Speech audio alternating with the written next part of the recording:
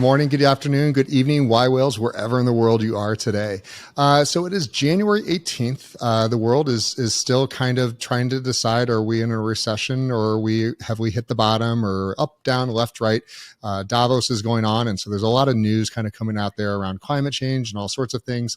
But thankfully, I am sitting here in my office hanging out with Ed and Brian, and we're going to talk about something that I believe is truly the future of blockchain, where blockchain is headed, and that's the digital assets, not cryptocurrencies. Cryptocurrencies are absolutely fabulous, but most of those fall into the unregulated securities division, which I believe the SEC is getting ready to make an announcement literally any hour on some global changes to cryptocurrency market. But that doesn't really do anything to digitize assets. Those would be considered securities. They can be managed and monitored as securities on the blockchain. And it really is kind of the future of commerce per se. I myself own a real estate company, a title agency, and a few other real estate related companies. And so I can tell you that there is a drastic need for efficiencies, both in the residential and commercial sectors, not just national, but actually internationally as well. It's a very heavy system. And with that being said, let me go ahead and give Brian a quick second to introduce himself, so my co-host, and then Ed, will come over to you. Yeah, Jay, thanks so much for having me back. It's always great to see you.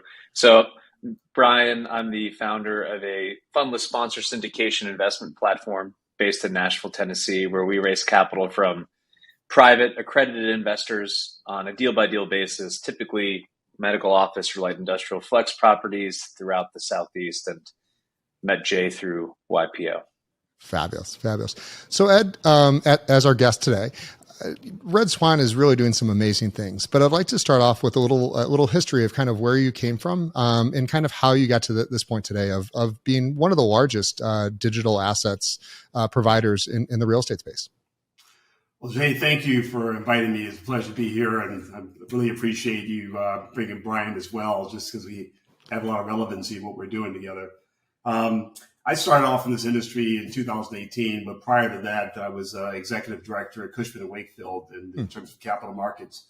So I sold a lot of apartment buildings, helped developers build and exit their strategy on apartment buildings. I've also dabbled a little bit in office buildings on a personal level, so I've had a portfolio of office buildings. So I've been in real estate for 22 years. You know all the inefficiencies. You've done it all. In real estate, and one of the reasons why I got out is because the industry was getting very competitive. It doesn't take much to get a broker license and get in the business and start selling real estate. And we were just competing against each other, driving the price of fees down. And I figured, why keep working harder and harder for less? Let's get in front of something that's going to be huge. And when I saw that the SEC legalized tokenization as security tokens, that was my cue to kind of make the exit towards founding RedSwan. That's really interesting. So let's take a second and kind of go backwards a little bit. Because when you've been in the industry for 22 years, you've seen a lot, including a lot of changes in technology. Way back when you started, you probably were faxing in your MLS changes and some of your orders to the title company and to mortgage companies, followed by email, followed by uploading FTP servers and other things. How do you look at the tokenization when we're actually talking about taking the title and various assets and putting on chain, along the linear progression that you've seen from again, calling in orders most likely in the early days? I think it's just a much easier process. I think the real benefit of tokenization is that you're really not changing the title. You're changing ownership interests in projects, which means you're really reducing the amount of sale transactions that we're seeing today. I envision if we do a good job of tokenizing assets, you'll see less and less whole properties being sold because owners will have no reason to sell their properties. They can just recapitalize their equity in property and continue being the GP. So the future is less brokers selling real estate whole and more transferring of ownership of real estate. Yeah, that's amazing. So, one of the greatest things about real estate is the 1031 like kind exchange, which, generally, depending on who's in the administration, may have strong or hateful feelings towards. And so there's always kind of something in the air. But the concept that you're stating is that it wouldn't even come into play, because the property itself would not be sold. You're quite simply selling your interest in the property, creating a liquidity where generally today there is none. That's true, and that's the way the IRS rules are written today. But we're working with groups like Ernst and Young who are looking at how that could possibly still affect the 1031 industry, because you are trading real estate interest, and if they can provide some way of giving credit for that in terms of 1031 exchange, hopefully that will become something that will take place. But as of right now, you're absolutely right. It's a stock transfer, and there's no 1031 exchange. Yeah, amazing. So let me just do this before we dive too deep into these questions. And I want to give you a second to really give the RedSwan pitch. You're extremely proud of your company, and you should be. Like I said, one of the top in the world of digitizing real estate, especially commercial. Walk us through kind of, how that got started and where you are today. Yeah, well, it happened in 2018. This is my second time in the rodeo in terms of starting a technology company. And I remember my partner from the previous company that I founded and was actually venture backed. He called me and said, "Hey, you need to go to this conference in Dallas. It's a blockchain conference." And I'm senior in Cushman Wakefield, thinking, "Look, I'm so busy, I have no time for this. What's by the way, what's blockchain, right?" And he tells me it's technology, it's a new technology coming out. He thinks it's super cool. And this guy was my CTO, so he knows technology really well. He says, "Ed, you got to check it out. You're going to love it. I know you're going to love it." And so because he pushed so hard, I decided to buy a ticket, fly to Dallas, and attend this conference. And I was really impressed, not by all the Bitcoin and cryptocurrency was going back and forth, but I was always thinking about, real estate. So I took a walk through the exhibits and started talking to the exhibitors who were actually brought blockchain protocols, people using blockchain for different use cases, DAOs and things like that. And I was really fascinated by it. And the first thing came to my mind was capital market transactions, right? And lo and behold, like I said, the SEC, I met two partners who were there, my co-founders, who were they were already doing real estate ICO companies, and they were successful doing ICOs with real estate. And they saw me and said, "Hey, glad to meet you. I think you should be getting into ICOs." I said, "No, I'm really into STOs." But they convinced me that they knew a lot about the business in terms of blockchain. And so we sat down and had dinner, and all of a sudden we became partners, and that's how we launched RedSwan. That's fabulous. I love those entrepreneurial stories. So one of the things, as we start talking about, taking and digitizing the titles and digitizing, the assets, walk me through kind of what's being digitized. Is it the title? Is it a holding company? Is it a REIT? What is actually going on chain to provide the liquidity? Well, there are various structures you can use. You can digitize the debt. You can digitize the equity. You can digitize, a shell company. A lot of things you can digitize. But we choose to digitize the equity because that's the hardest form of capital in the capital stack is equity. So basically, you take a project, you verify the ownership, you verify the title, so you know that the proper owner and title is there. You do evaluation of the assets, so you can understand what the true value of the asset is today. You then look at the debt side, understand what that is, subtract the debt from the true value. Now you have your net equity, and we take that net equity and we digitize 100% of the net equity. And then from there, we can now allocate a certain portion of that equity based on our customers' needs. Fabulous. So we're on chain, we're tokenized. You've given it to the existing investors, or is it new investors that generally come in at? You tokenize for the existing owner, right? Okay. He's a sponsor, the GP sponsor. So you tokenize and create LP shares under a different vehicle. And then you can now issue those shares to Reg S or Reg D investors coming in. And that capital now goes back to the principal as equity, liquidity for his asset, for selling his equity. So that's really what you're doing, is just taking the shares, fractionalizing to a number of shares that equal the amount of capital he wants to raise. And then issuing those to investors who are qualified to buy those shares. Fabulous. And again, for everyone listening, you're hearing Reg D and various SEC protocols because you are following the laws. These are regulated assets, and part of, I'm sure, your services is to make sure that during this process and in future changes to the laws that you guys are managing and monitoring to keep these compliant. Absolutely. So the process for making sure it's compliant with the SEC is, first you start off with the token studio, where you're actually making the tokens, and you're programming them in a way with using ERC 1400 standard, which allows you to create a white sheet address book for all the tokens you create, but also limits in terms of transferability, limits in terms of number of tokens holders that can buy in. So once you've cleared all those requirements of the SEC, now you're looking for issuance, and then there's also regulations in terms of who you can issue the shares to. So in the United States, you can issue people who are investors who are accredited, and you know the definition of accredited investor. So as long as they're accredited, they can actually register and buy tokens. If they're foreign investors, they're Reg S. They don't have to be accredited, but we have to do additional KYC on those investors as well to make sure they're not on any AML list or OFAC list or bad boy list that the United States has posted. And if they clear those hurdles, on our site, they get a little green check mark that says they're able to now invest. And from there, we can now transfer the number of shares they want to buy based on the amount of capital they want to allocate. It sounds way too easy. Yeah. I'm sure it's very complicated on the back end, but I love that.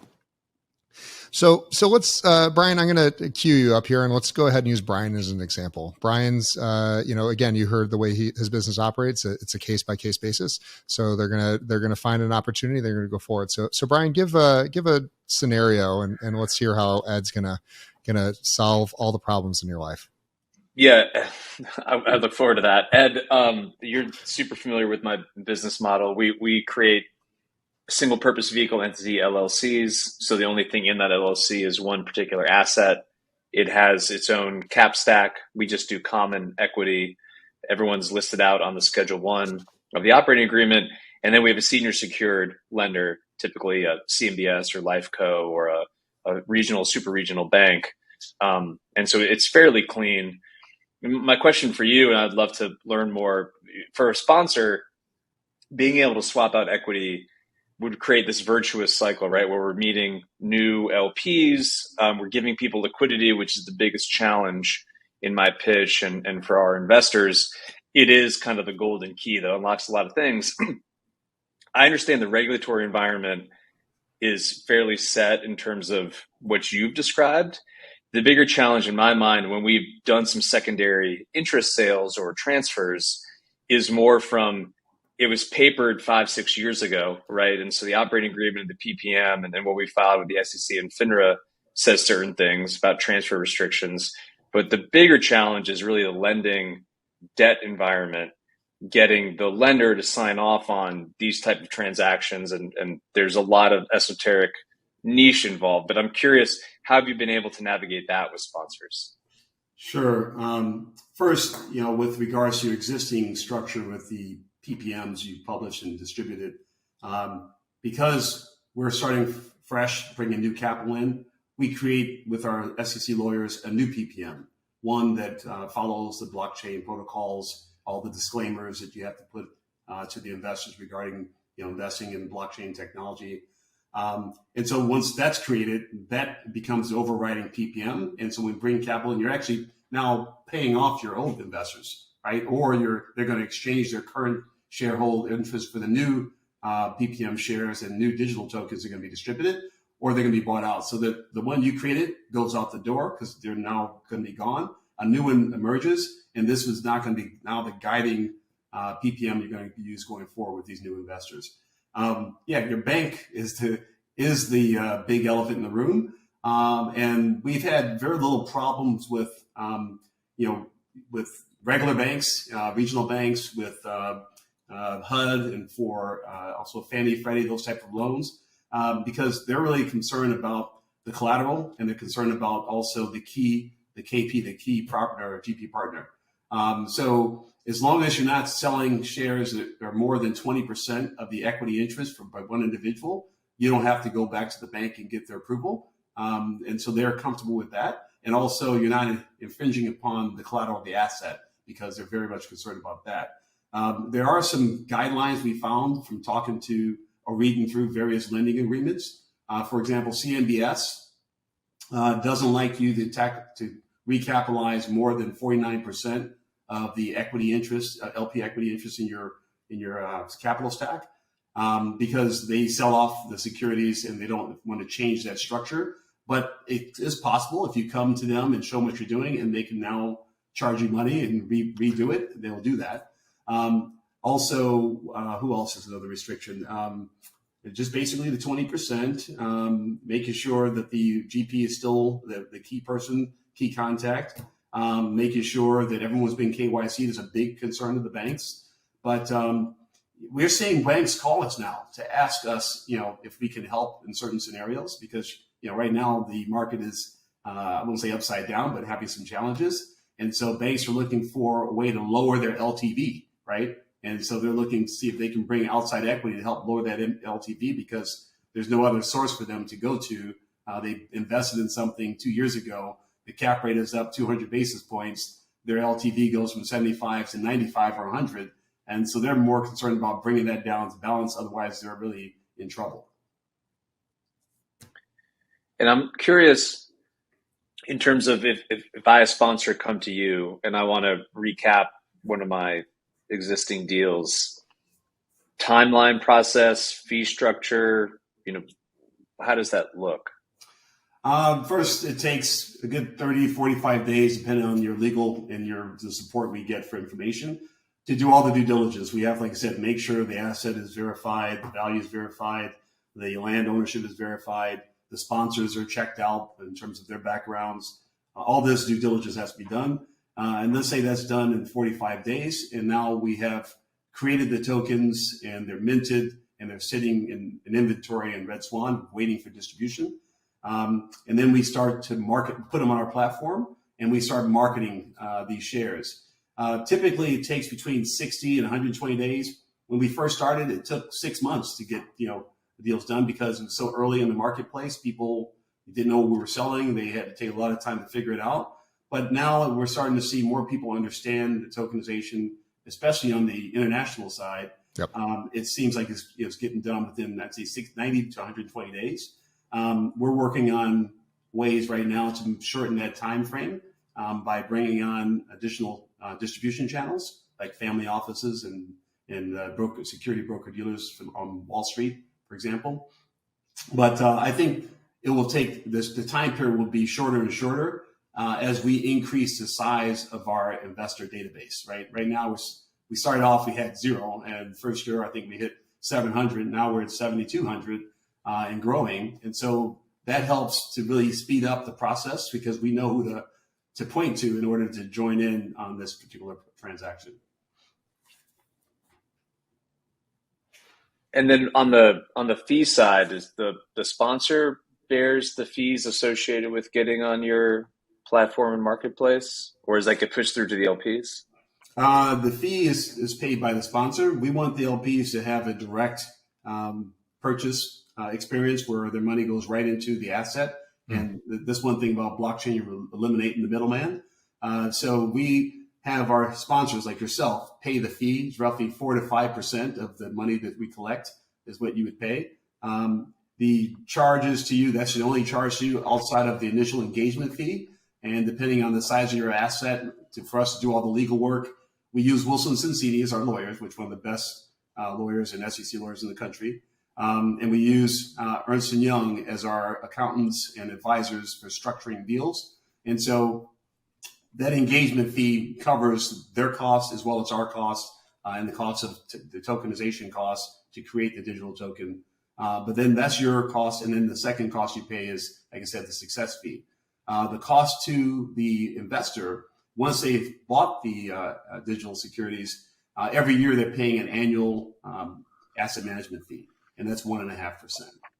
And that's basically to cover the services of providing financial statements, corporate communication, and also dividend distribution, ATS liquidity, and also K1 issuances.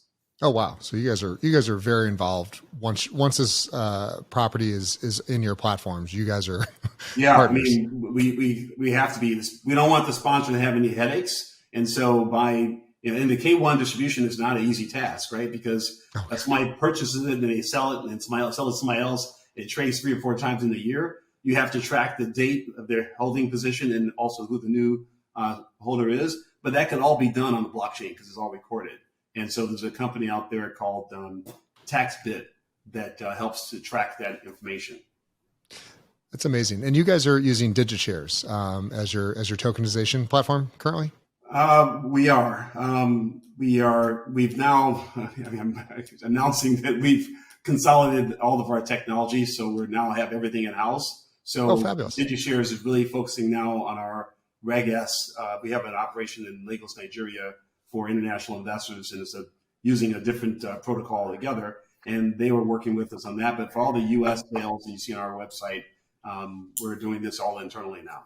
Congrats. That's fabulous. And that's one of the benefits of this is that you're not really using proprietary technology. It's open source. And while somebody may help you get to, a ground zero and maybe those first couple steps, you can absolutely take over from there once you understand it. Brian, I'm sorry if I cut you off, if you had more questions related to going down this path.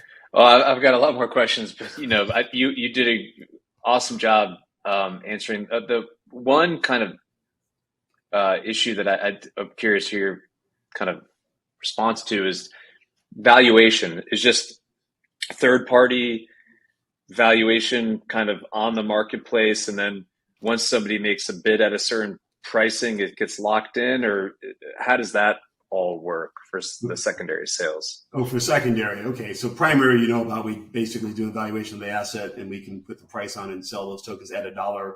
On the secondary side, it's going to be bid ask, right? So we use a company called Invinium that tracks all the financial statements to the token, but also we can give the tokens, deliver them to them on a quarterly basis. The financial statements on a quarterly basis. So the investors know the change in value of the asset, right? That's very important. They know that it was making NOI of $1 million last year, and now it's making an NOI of $1,250,000.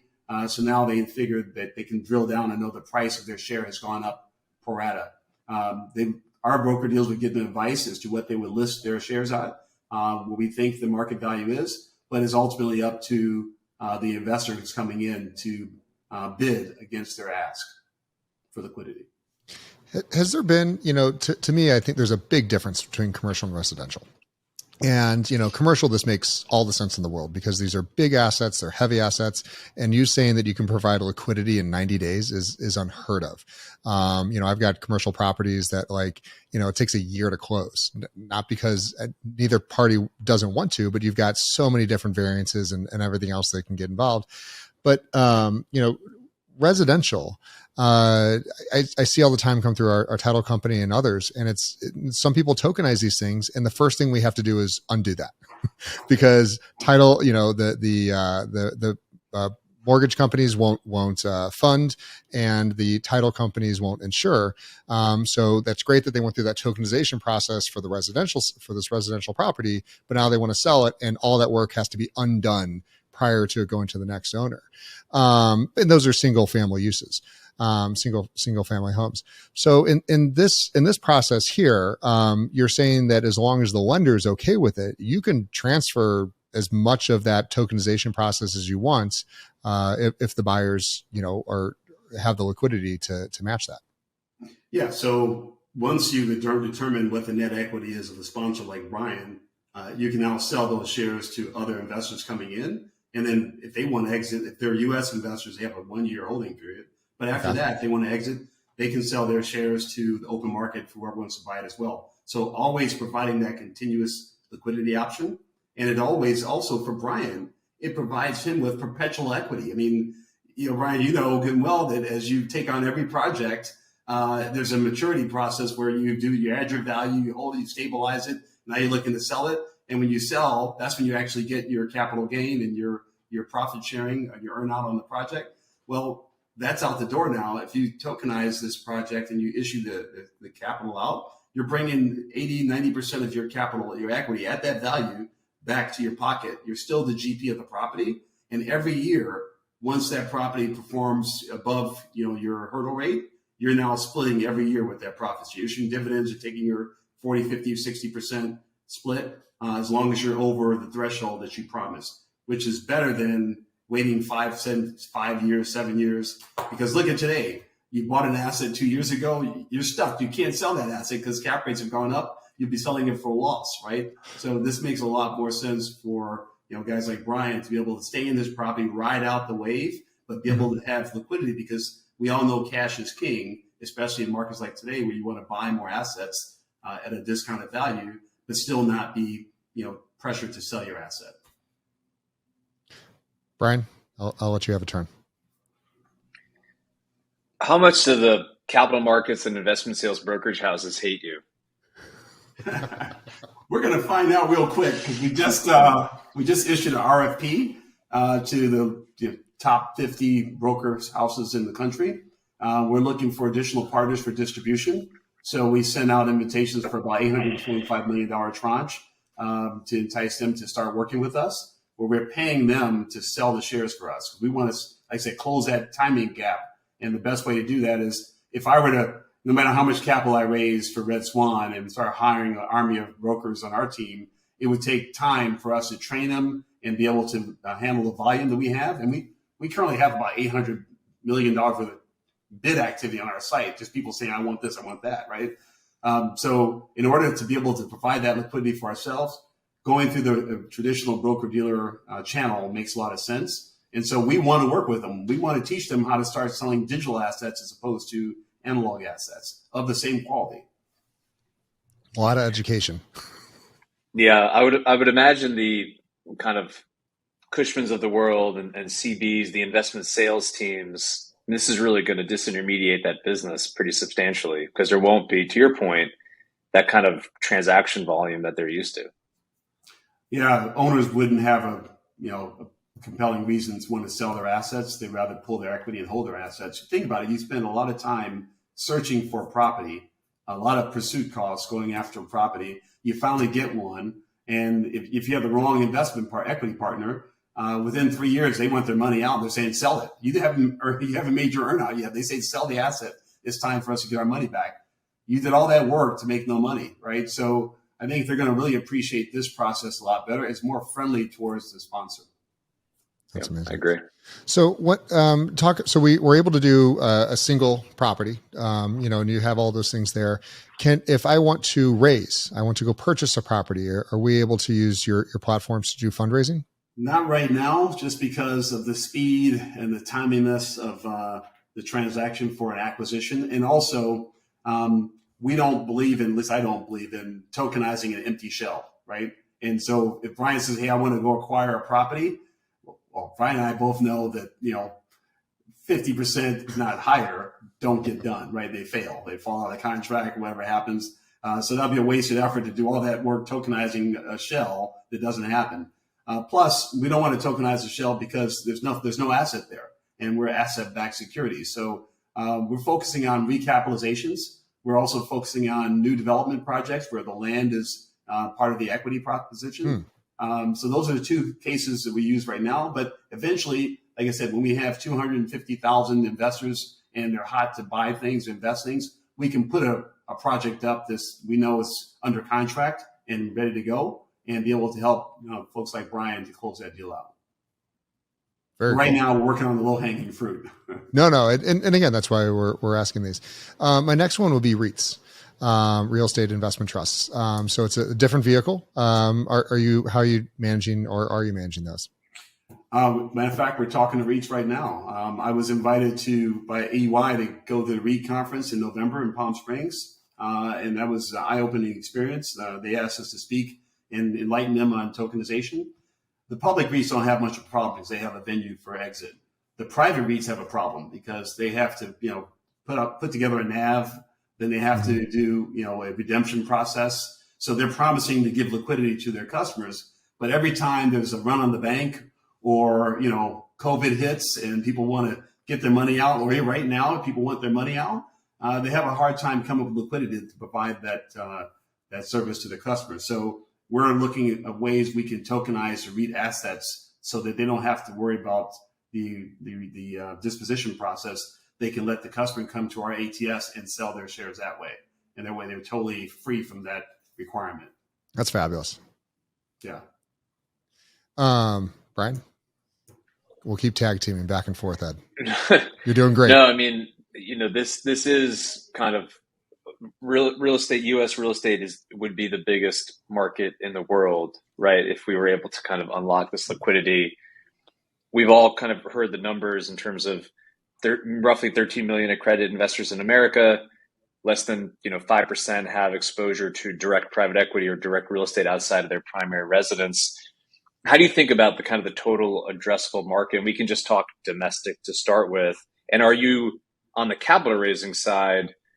Are you using kind of the playbook that some of the kind of Obama Act crowdfunding websites have used? How are you thinking about building out your distribution list? I know you mentioned broker dealers, but I'm curious if there's other, pie in the sky thoughts you might have. The biggest part with that is education of the investor, the end user. And we came out with the model that we wanted to make sure that real estate investment was affordable for everybody. So that, our lowest common denominator was $1,000 to buy an asset.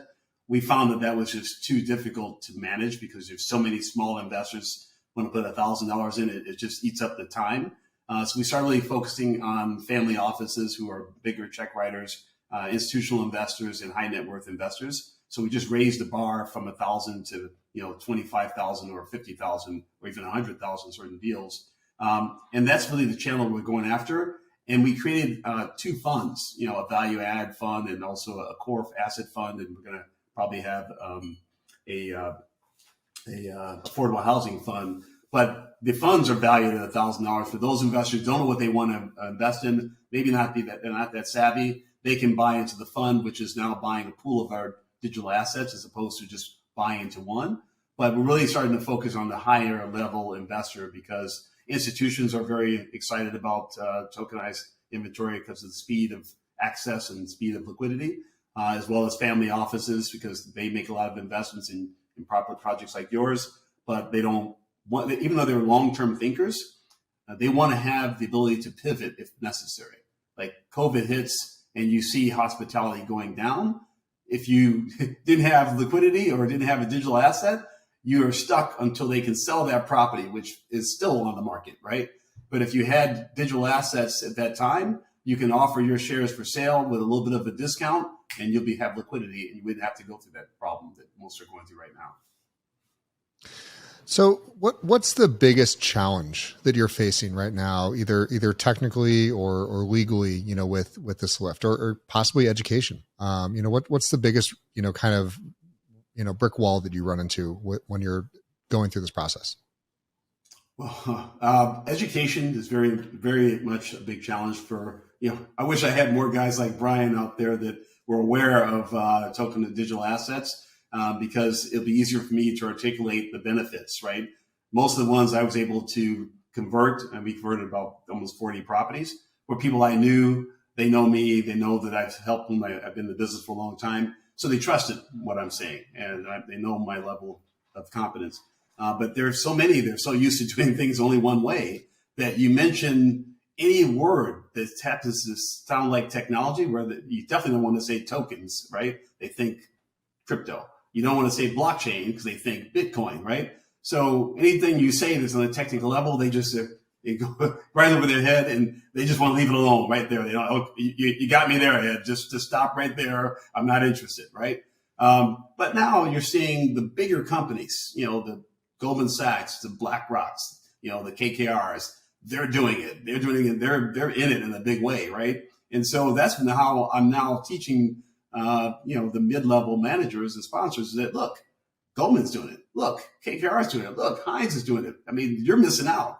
2 years now, you're going to be out of business or be fairly hurt because you're not educating yourself, right? And, just like when websites came out and people say, I don't need a website. My website's right here, right? My computer's right here. Oh, yeah.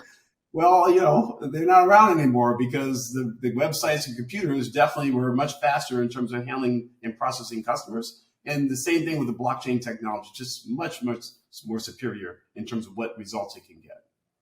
So yeah, I would say education is the biggest challenge.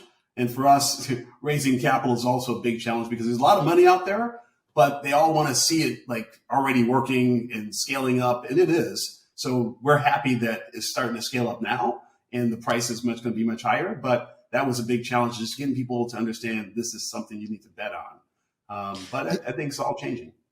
Yeah, and something I want to give a little color on for anyone that does not understand the commercial real estate market in the U.S. or abroad. In the United States, there is no like national MLS where there's a single source of all commercial real estate, all commercial deals, like a Zillow or anything along those lines for residential, where anyone can go on and just say, show me every single commercial property that exists. It doesn't happen. So what you have is these very fragmented, kind of, I've never understood why, but you have large brokerages and, CRE and others, they just hold their inventory on their books and they keep it very private, and they may post it on their website. They may not. There may be an incentive to sell it. It may be empty and they don't care about selling it. So to me, this is like the industry that even before the residential real estate market absolutely needs this disruption, because you have these insanely expensive, insanely valuable properties that if you go with the wrong broker and you don't have liquidity, they're not worried about selling it. They're not worried about promoting it. There's no real way for them to nationally push that out unless you're going to one of the trade shows.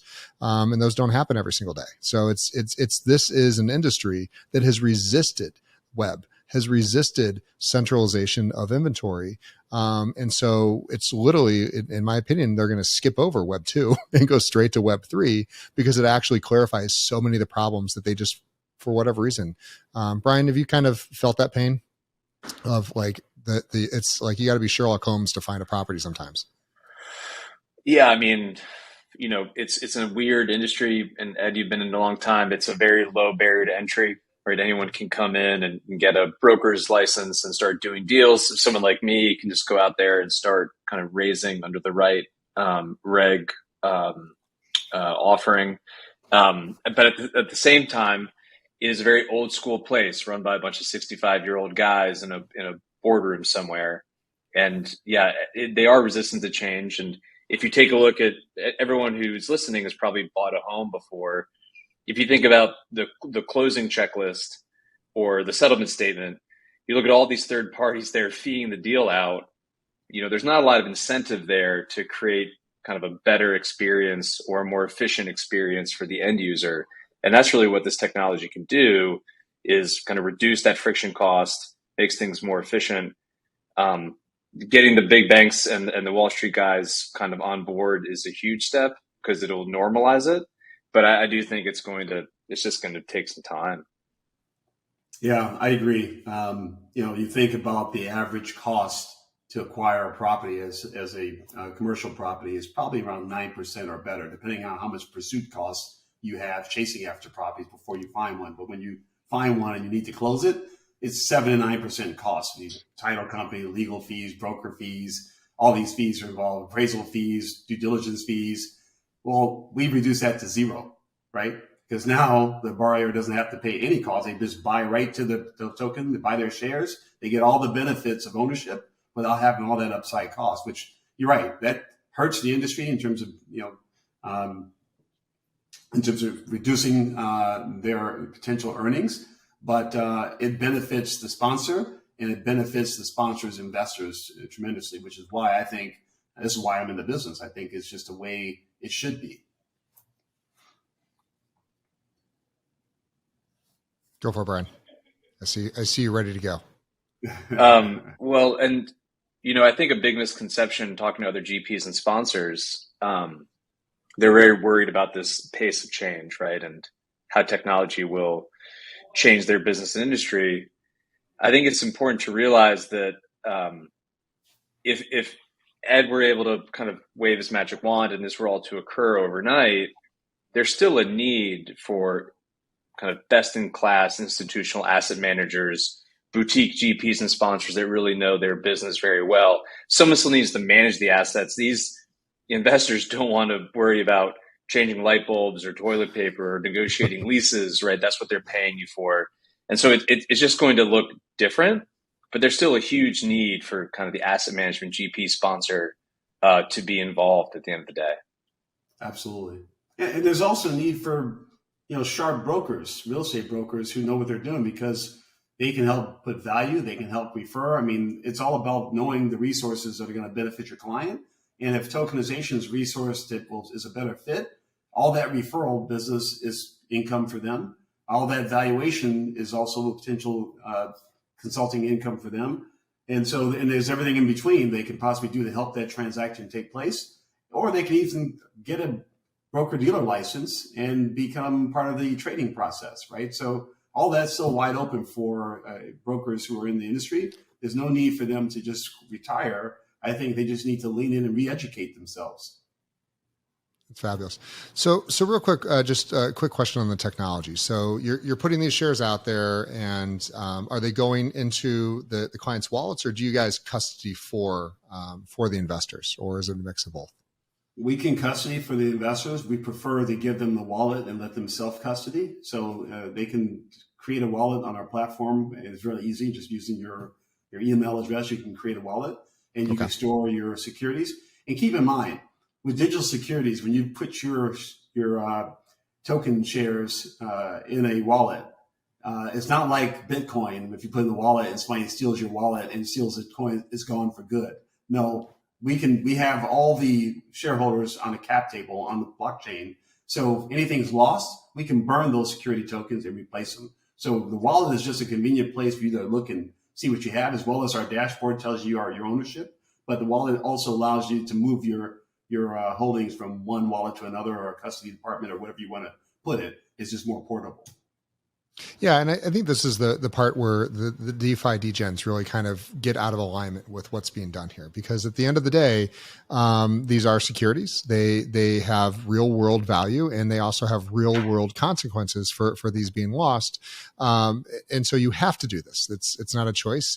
Brian, if Brian issues shares to someone and they call and go, hey, there's an issue, you have to correct that. That's kind of the issue. So I never see a problem with that. I always like to make it aware, people aware that this is not like, if you go put $1 million into RedSwan and you make some investments and you lose your seed keys or whatever's happened, you're going to call RedSwan and they're going to fix it. You're not just kind of, SOL, which is, again, I think the biggest difference between what's going to be occurring with these real world assets and digital securities compared to cryptocurrencies, which is you lose your seed key, you click on the wrong link on your email and you get hacked and it's gone. And there is no one to call. And there is no guarantee of anything. So, yeah, that's true, Jay. And that's some of the education that I'm talking about. You have to let the public know that these inherent risks you have with cryptocurrencies are not the same as digital assets or real estate. But right now they think it is, because they've heard so much of the bad news with, people that they trust to custody their assets that all of a sudden go bankrupt. They think the same thing can happen with us. No, I mean, you have your assets, they're recorded on the blockchain in your name. So that's probably the safest place for you to hold your asset. So as we kind of come towards a close, I'd really love to, Ed, if you can expand on that a little bit. What are you, the future of this is, again, there's so many, I hate to use the word dead assets, but essentially stale assets that are sitting on books, they're paper, they're in shelves. And, there's all this real estate that does need new investors, does need new life, new use cases. But a lot of times, the owners, and I suffer from this as well, it's a heavy lift to sell these things. And, sometimes you can just say, well, I'll just keep it for one more year. I'll extend the lease on that. And I'm not the best owner, and that tenant may not be the best use case. So you end up not making the best decisions because, quite simply, you don't want to go through the sales process, which can be onerous and quite expensive. In fact, very expensive, depending on where your loan and where your NAV is. So Ed, with that kind of in mind, what's your thoughts on where the future of this really is going? And it could just be tokenizing everything. Well, I think tokenizing everything is probably correct, because there's many assets in the financial industry that are being tokenized. Goldman Sachs just announced last week that they launched their tokenization platform, and they're tokenizing financial instruments, right? So for them to create their own platform and launch it tells you, and they're a major financial institution, that tells you where things are going. And so every instrument that people can trade, I think, is going to be tokenized. When you get down to like residential homes, it doesn't make a lot of sense because you're now breaking or you're running against the securities laws because you tokenize your home to issue it to investors. You're now making a security, right? Yep. So it doesn't make sense to make a security out of a home that has no income, no revenue, or you're going to turn it into a rental property. Okay, now you're going to turn a single family home into a rental property. It's just kind of cumbersome. But I think when you start looking at the commercial real estate industry, there's trillions of dollars of projects that are sitting there that is just stale assets, stale cash, right? You're having cash locked in a property for 15 years, right? Yes, it keeps growing and growing, but it's locked in that asset for 15 years. Think of what you can do if you can still have the asset and pull 90% of that cash out, right? You can buy probably 4 or 5 more properties. So I think that's really the goal, is to allow people to have that freedom to pull their capital out and redeploy it, but still be able to manage, because they're good GP managers like Brian, manage your portfolio very well and help your investors, create more wealth. Love that. Brian, as we kind of bring this towards a close, your thoughts and warnings from this podcast. I appreciate you joining me. Yeah, no, Jay, thank you as always you always have very thoughtful guests and content.